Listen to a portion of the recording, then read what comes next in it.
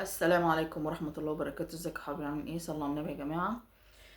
واحدة بعتالي بتقول ان هي عازمة اخو جوزها بمراته بعياله، فبتقول مكلفة وعاملة محاشي وعاملة صواني وعاملة حلويات، وبتقول يعني ربنا يعلم انا ايه قعدت قد ايه عشان احوش العزومة دي، عشان هو كان جوزي نفسه يعزم اخوه بعياله كده.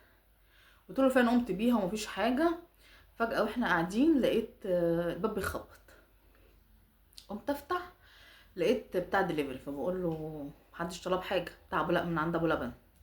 فراحت قالت لها، راحت سلفتي، راحت قايمه عندها بنت في ثالثه ثانوي، قالت لها لا راحت سلفتي راحت قايمه قالت لها ده عيالي طلبوه. ودي يا فلانه الفاتوره لمرات عمك، لطنط او لعمك، احنا كده كده في بيتهم هما اللي يحاسبوا. قلت له قعدوا يهزروا وايه ومفيش حاجه، ادفع الفاتوره، ابص على الفاتوره، فجوزي قال ايه وماله كده، وراح مديني الفاتوره، قال لي ادفعي. ببص فيها لقيتها ب 630 جنيه تم اتحرق. قلت ربنا اعلم كمان اما احط 630 جنيه الاضافه دول انا همشي البيت ازاي او هجيبهم منين، بس قلت ايه خلاص موقف اتحطيت فيه. لقيت انا ابني عنده 13 سنه و و10 سنين و8.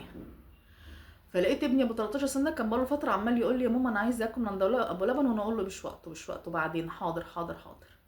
لقيت بيقول لبنت عمه انا ممكن اخد واحده اشطوطه. قلت له لا انا جايبه اتنين لينا، انا جايبه على قدنا احنا بس، انت لو عايز خلي مامتك تطلب لك.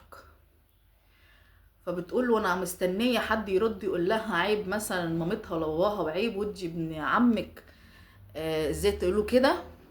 لقيتهم ساكتين ومفيش اي تعليق. رحت انا رايحه فتحت الاوردر من على السفره ورحت مديه عيالي. فبتقول لي ايه ده يا طنط احنا كده مالناش، قالت لها يا حبيبتي لما تروحوا بيتكم خلي بابا ولا هما يجيبوا لكم من هناك من بيتكم.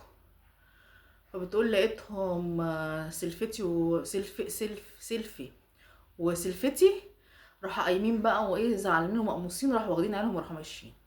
فجوزي بيقول لي ينفع الكلام ده؟ قلت له يعني ينفع اللي انتوا اللي هم عملوه؟ وساكت. قال لها معلش كان يوم هيعدي. قالت له ماشي، وانا احرق دم عيالي ليه؟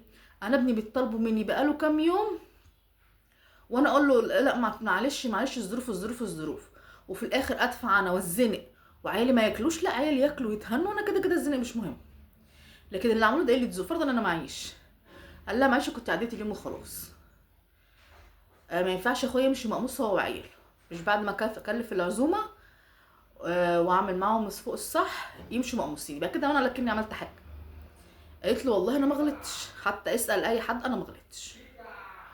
فبيقول بقى ايه، بتقول انا دلوقتي صح ولا غلط؟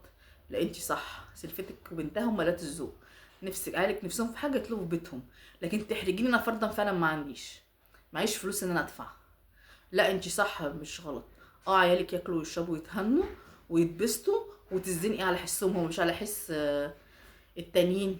انتي بتقولي عامله لهم حلويات وعامله لهم كل حاجه، وعيب ان انا اطلب حاجه واقول لصاحبه البيت او صاحب البيت ان هم ما اصلا يعني ما اعرفش معاهم ولا معاهمش، ادفعوا انتوا، عيب اصلا. لا انتي صح، انا شايفه ان انتي صح، وجوزك مش من حقه ان هو يزعل، ولا هم من حقهم، ده هم اللي بجحة. تمس ليه؟ وكمان ما تديش لعيالك، المفروض جايب لو احنا كنا هناكل خلاص مفيش مشكله، اهو يوم هيعدي بالطول بالعرض. لكن تاكلي انتي وعيالك وجوزك وانا عيالي يتفرجوا عليكي؟ لا طبعا. انتي صح، دي قله ذوق منها، وكل واحد ما يعرفش ظروف التاني ايه. هي خدتها حلوانه في سلوانه وفي هزار، وانت عملتيها بهزار وخلاص، واحده قصاد واحده، لكن هي مش من حقها تسهل. انت صح مش غلط. وانتوا قلنا رايكم في الكومنتات ايه، وصلوا على النبي يا جماعه، والسلام عليكم في فيديو جديد.